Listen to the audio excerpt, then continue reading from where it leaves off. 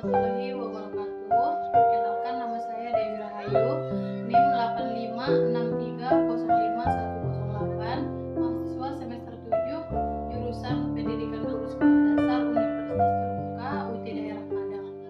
Video ini saya ambil untuk melengkapi tugas mata kuliah praktikum IPA di SD. Adapun judul praktikum kali ini adalah macam-macam gaya, dan tujuan praktikum adalah untuk mengidentifikasi jenis-jenis gaya dan dapat memberikan contohnya.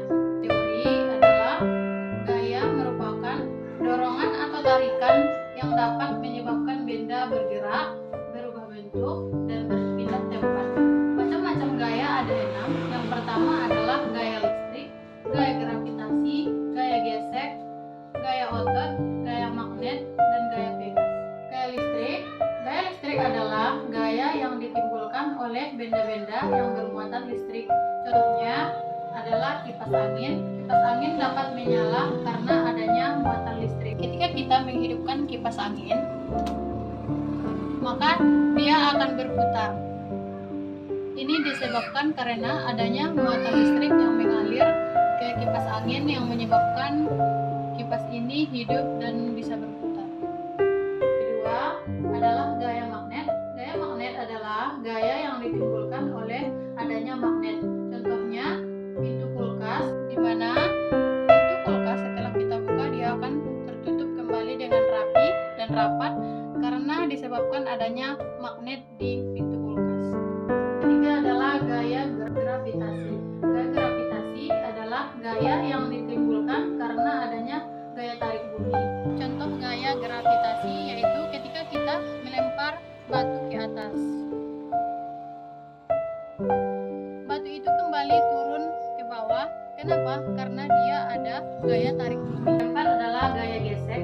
Gaya gesek adalah gaya yang ditimbulkan karena adanya gerakan dua benda yang saling bersentuhan.